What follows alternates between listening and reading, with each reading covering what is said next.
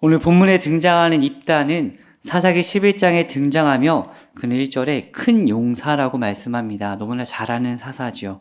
그리고 암몬 자손이 이스라엘을 치려고 할 때 그곳의 장로들이 입다에게 전쟁 장관으로 함께 싸워달라고 요청합니다.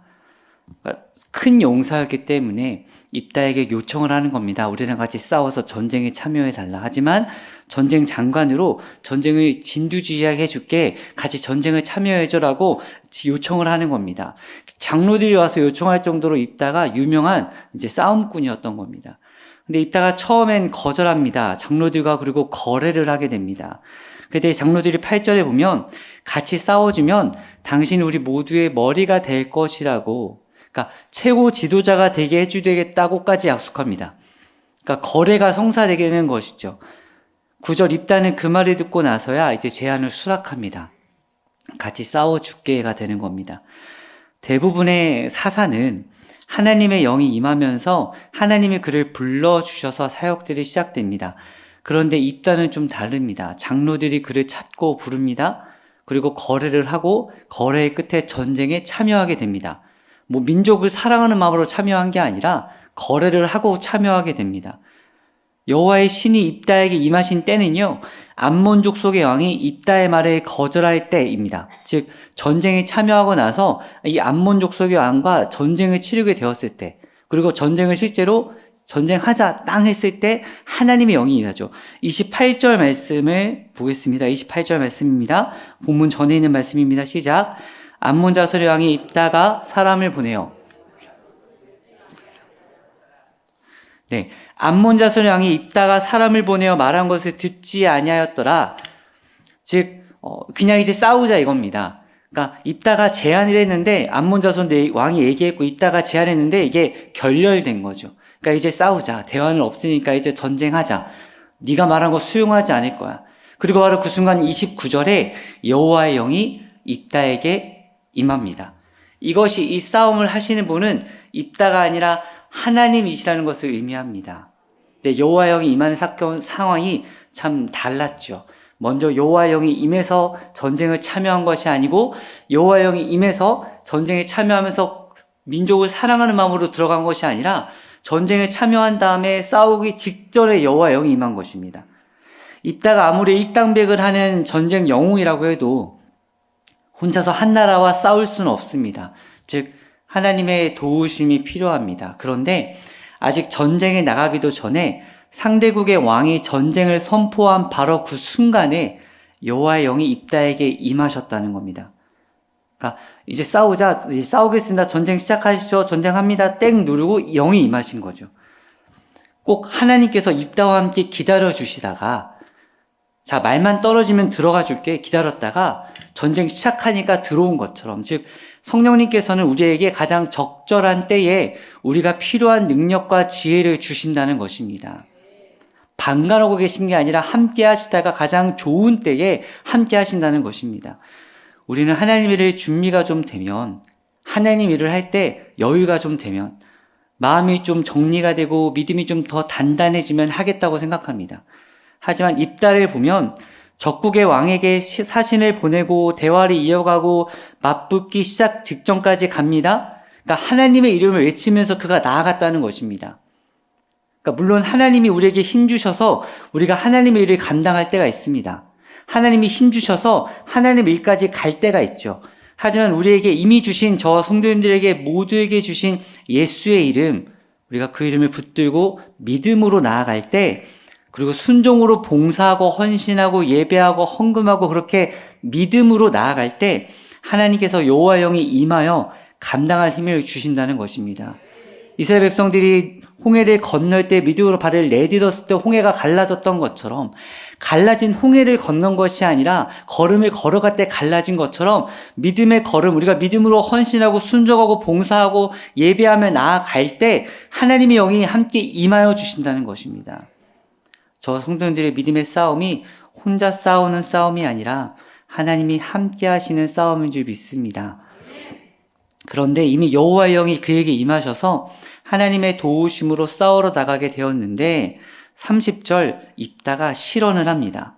30절에 입다의 말이 그가 여호와께 서원하여 이르되 주께서 과연 암몬 자손을 내 손에 넘겨주시면, 자, 이게 불안해서 왔다면 그는 하나님을 신뢰하지 못한 겁니다. 이 말을 불안해서 했다면 그는 하나님을 신뢰하지 못한 것이죠.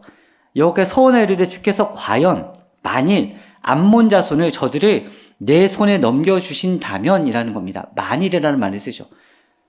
그러니까 그 마음 가운데 어떤 마음이 있을까? 불안해서 그랬던 것일까? 또는 확신해서 왔다고 해도 서원의 내용은 맞지 않습니다. 그가 뭐라고 하나님께 약속하냐면 30절 말씀에 그가 여호와께 서원하여 이르되 주께서 과연 암몬 자손을 내 손에 넘겨주시면 31절에 내가 암몬 자손에게서 평안히 돌아올 때에, 그러니까 전쟁을 승리하고 돌아올 때에 누구든지 내 집 문에서 나와서 나를 영접하는 그는 여호와께 돌릴 것이니 내가 그를 번제물로 드리겠나이다 라고 서원합니다. 그는 갑자기 하나님께 서원하죠. 서원 기도는 하나님께 특정한 헌신을 하겠다고 약속하며 드리는 맹세의 기도입니다. 주로 목회자의 자녀들이 소원 기도해서 신학교를 많이 들어옵니다. 그리고 돌아가는 친구들도 많은데, 대표적으로 사무엘을 하나님의 종으로 드리겠다는 한나의 기도가 소원 기도입니다. 베델에서 지켜주시면 성전을 짓고 11조를 드리겠다는 야곱의 기도도 있습니다. 두 가지 다 은혜로운 기도이고 하나님이 함께 하신 기도였습니다. 근데 입다의 기도는 좀 기괴하죠. 승리하고 돌아올 때 집에 가는데 집 문 앞에서 나를 맞이하러 나오는 첫 번째 사람을 하나님께 번제물로 드리겠습니다입니다. 자기가 승리해서 집에 가는데 맞이해주는 첫 사람을 번제물로 드리겠다. 이 번제물이 번트 오퍼링이라고 그래서 즉 짐승을 제단 위에 통째로 불에 태워서 드리는 제사입니다. 짐승을 그냥 제단에 놓고 통째로 불에 태우는 겁니다. 개역 성경에는 이 입다가 그냥 서원했다라고 나오지만 원어에는 서원하고 서원했다라고 나옵니다. 좀 급해 보이고 갈급해 보이고 간절해 보이죠. 말을 2번 쓴 겁니다. 30절을 다시 보면 입다는 하나님께서 암몬 자손을 내 손에 넘겨주시면이라고 고백합니다. 대부분의 하나님의 사람들의 고백은 내 손이 아니라 하나님의 손을 말합니다. 하나님의 손, 권능의 팔, 권능의 손을 말합니다. 근데 입다는요, 내 손에 달라고 합니다. 내 손. 하나님의 종의 손도 아닙니다. 그냥 내 손에 달라고 하죠. 그리고 입다가 처음 전쟁에 참여할 때 아까 말씀드린 대로 장로들과 거래를 하고 전쟁에 참여했죠. 주도권을 자기에게로 가져오고 나서 시작한 겁니다. 내가 뭔가를 얻을 게 있을 때 전쟁에 참여한 겁니다. 그리고 지금 전쟁을 앞두고 있는 시점에 하나님과 거래를 하듯이 서원하는 겁니다. 입다는 아마 집으로 가면 그의 집에 종이나 다른 사람이 나올 줄 알았던 것 같습니다. 그렇더라도 자기도 이 정도 희생은 할 것이니까 하나님께도 자기를 도와달라는 그런 마음이 있었겠죠. 하나님, 제가 집에 갈 때 처음 나오는 사람 종이라도 내가 종을 드릴 테니까 하나님 이 정도 승리는 좀 하게 해주세요. D라는 겁니다. 이 정도 하나님 거래는 될 것 같지 않으세요? 라고 하는 겁니다. 어차피 거래한 것이니 이겨도 은혜로 여기지 않는 거죠. 그것이 문제인 겁니다. 우리가 하나님께 무언가를 드리고 우리가 하나님께 시간을 드릴 때 우리가 거래하는 마음으로 드릴 때가 있습니다. 입다의 마음으로 드릴 때가 있죠. 우리가 드리는 예물을 입다처럼 거래 행위로 들어서는 안 됩니다. 우리가 11조를 드리고 4배 10일 작정을 드리고 감사 헌금을 드리고 헌당을 드렸으니까 하나님, 우리가 저에게 이렇게 해주세요. 우리가 그렇게 기도해서는 안 됩니다. 하나님, 우리가 내가 봉사도 하고 사역도 하고 주일날 하나님께 헌신했고 하나님, 이 정도 감당했으니까 주일에 이 정도 헌신했으니까 내 기도와 내 원함을, 내 필요를 채워달라고 우리는 하나님께 말할 수 있지만 우리는 거래할 수 없습니다. 우리가 내 생명까지 다 드릴지라도 주님이 주신 은혜에 비하면 아무것도 아니기 때문입니다. 하나님께서 도우셔서 입다는 암몬 족속에게 승리합니다. 암몬 족속은 이스라엘 백성 앞에서 항복하게 되죠. 승리의 기쁨을 안고 입다는 이제 지도자가 되겠죠. 그리고 이따가 집으로 돌아가는데 한 사람이 춤을 추며 그를 마중 나오는데 그의 외동딸이 나옵니다. 입다는 그의 딸을 보고 옷을 찢고 가슴을 치며 절구하는 장면이 34절 후반절부터 쭉 나옵니다. 그러나 입다는 그의 옷을 찢을 것이 아니라 마음을 찢었어야 했습니다. 상상해 보십시오. 내가 하나님께 그렇게 서원했다고 칩시다. 지금 이렇게 우리가 기도하고요. 하나님께 기도하면서 하나님, 집에 가서 마주 나오는 첫 번째 사람을 하나님께 번제물로 드리겠습니다. 그럼 집에 가시죠. 그럼 무슨 생각하시겠습니까? 제발 내 남편이 나와라. 내 아내가 나와라. 그리고 가셨겠죠. 근데 내 딸이 나오고 내 아들이 나왔다 생각해 보십시오. 얼마나 가슴 찢어지는 마음이었겠습니까? 그는 마음을 찢었어야 되는데 그러면서 내 교만을 깨닫고 막 내 스스로를 책망하면서 회개했어야 됩니다. 하나님께서 원하시는 것도 바로 그것일 것입니다. 하나님께서 원하시는 것은 암몬족 속의 우상의 습관대로 사람을 불어태워 죽이는 제사를 바치게 하라는 것이 아닙니다. 하나님께서 원하시는 것은 저와 성도님들이 고통받고 가장 소중히 여기는 걸 내놓는 것도 아닙니다. 하나님께서 원하시는 것은 그 외동딸을 불에 태워 번제물로 드리는 것도 아닙니다. 하나님이 원하는 건 회개입니다. 하지만 이 딸은 그걸 알지 못하고 딸을 번제로 바칩니다. 정확히 2달 뒤에 바칩니다. 2달이라는 시간 동안 이 딸은 말씀을 보면 산에 올라가서 자기 친구들과 슬퍼하며 있다가 돌아와서 번제물로 바쳐집니다. 2달이라는 시간 동안 이 입단은 회개하지 않았습니다. 그리고 딸을 번제로 바친 후에 이스라엘 백성들에게 더욱 공포로 정치하는 자가 되어버립니다. 그리고 에브라임을 몰살시키는 일도 일어나죠. 이따 이전까지의 사사들에 대한 기록을 보면 그가 다스리는 동안 그 땅이 평온하였더라라고 되어 있는데 입다는 6년 사사로 있었다고 말만 있지 그 땅이 평온하였다라는 말은 없습니다. 입다의 재임 6년 동안 끊임없이 에브라임이 비롯한 형제들과의 싸움이 있었을 뿐입니다. 이것이 하나님의 영이 임한 사람이라 할지라도 하나님의 뜻에 반대하는 행동을 할 수 있다는 것을 증명합니다. 저와 성도님들도 하나님의 뜻에 반하는 행동을 언제든 할 수 있다는 겁니다. 목사도, 집사도, 장로도, 전도사도, 사역자도 다 하나님의 뜻에 반하는 행동을 할 수 있다는 것입니다.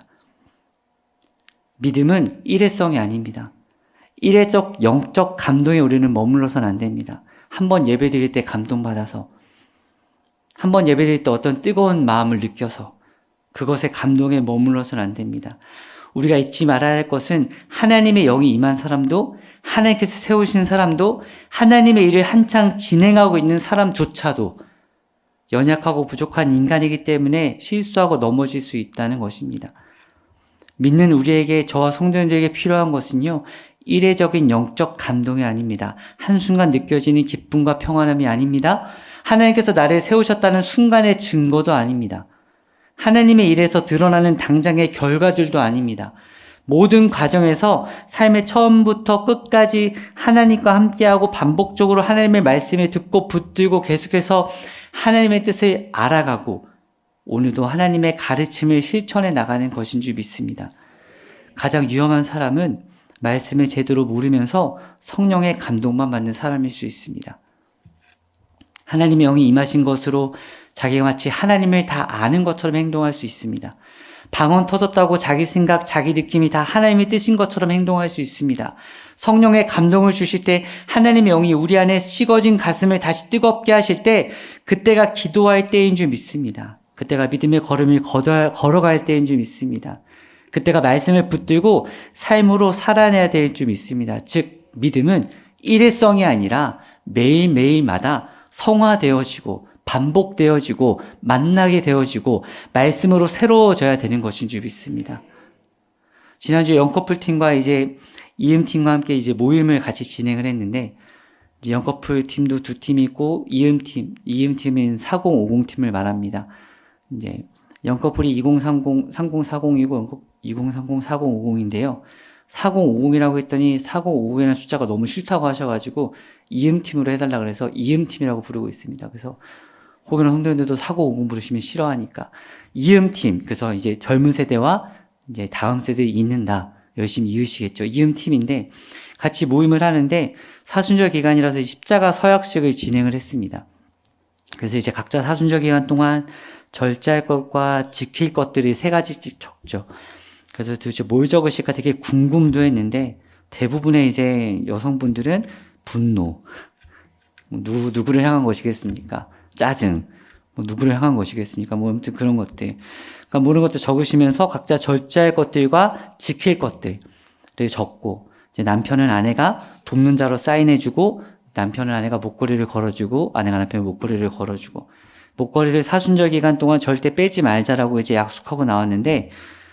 한 주간 제가 그 목걸이를 얼마나 심란했는지 모릅니다.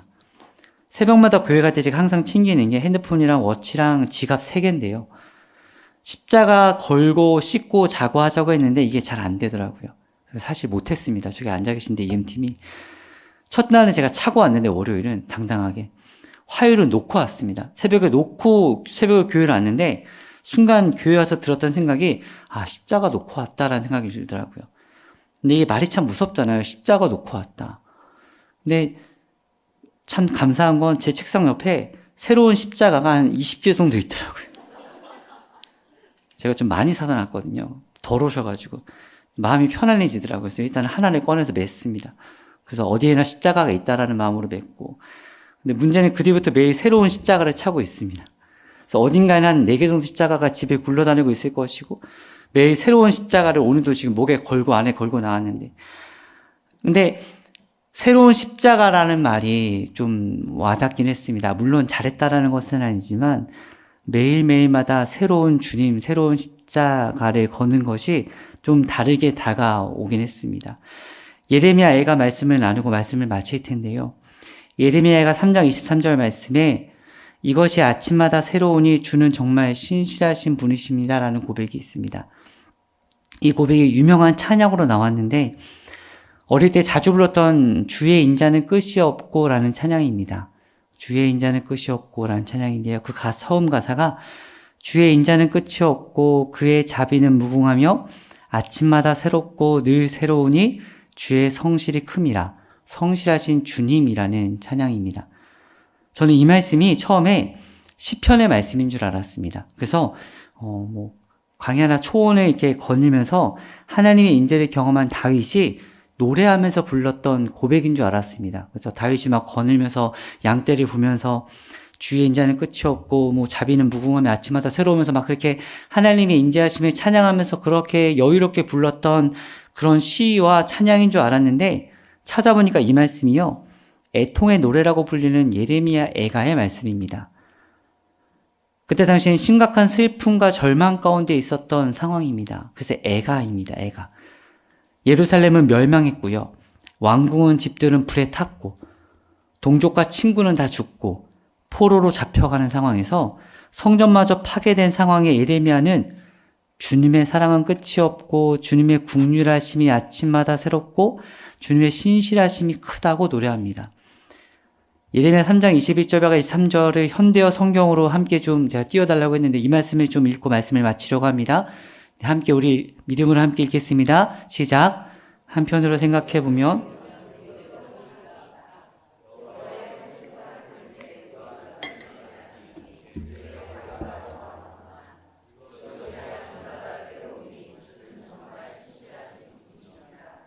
아멘. 오늘 은혜드린 말씀이죠. 한편으로 생각해 보면 이로 시작합니다. 우리의 문제를 쭉 나열됩니다. 모든 것이 절망밖에 없습니다. 근데 한편으로 문제의 편이 아니라 다른 한편, 우리의 시선이 중요하다는 것입니다. 문제의 편만 보는 것이 아니라 다른 한편, 하나님의 시선, 하나님의 편을 보는 것이 중요합니다. 한편으로 생각해 보면 오히려 희망이 있다. 여호와의 크신 사랑 때문에 우리가 소멸하지 않았으니 그의 자비가 영원하구나.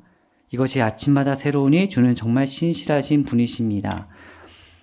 저 성도들의 삶에 널려져 있는 슬픔과 고난을 묵상하지 않기를 소원합니다. 고난돼도 결국 소망과 희망이 있음을 믿으시기를 바랍니다. 예레미야가 어떤 마음으로 이런 노래를 불렀을까? 절망밖에 없는 상황 가운데 어떻게 신실하신 하나님을 붙들 수 있었을까? 그렇다면 저 성도들은 어떻게 신실하신 하나님을 오늘도 붙들고 기도할 것인가? 어떻게 눈에 보이는 선명한 결과들과 문제들과 어려움들이 아니라 하나님이 주시는 신실하신 계획과 소망을 붙들고 불평과 절망과 실망이 아니라 감사를 붙들 수 있을 것인가? 우리의 시선을 바꿀 수 있을 것인가? 결국 내 힘으로 할 수 있는 것이 아닌 결국은 신실하신 하나님을 바라보는 것. 내 편이 아니라 하나님의 편이 되어 보는 것. 하나님의 시선으로 서는 것인 줄 믿습니다. 오늘 말씀을 통해 입다는 스스로의 마음과 스스로의 손으로 모든 것들을 하려고 했고 하나님과 거래하려 했고 본인의 힘으로 이루려 했지만 하나님은 그를 도구로 쓰셔서 하나님의 일을 이루실 뿐입니다. 우리가 때로는 우리 일들이 감당할 때에 내가 무언가 해보고 싶고, 내가 무언가 주도권을 잡아서 이루고 싶고, 내가 주인이 되어서 내가 해놓았다라고 증명하고 싶을 때마다 나는 그저 하나님의 도구라는 고백, 하나님이 주인이시라는 고백, 내 것은 아무것도 없고 모든 것은 하나님의 것이라는 고백, 그 고백을 올려드시길 바랍니다. 그 고백 우리의 삶의 믿음의 고백되기를 소원합니다. 믿음은 일회성이 아닌 것을 믿으시면서 한 번의 만남으로 만족하지 말고 오늘도 이 저녁 기도할 때에 만나주신 하나님, 기도할 때에 응답해 주신 하나님, 그 하나님을 만나시는 저 성도님 되시기를 간절히 소원합니다.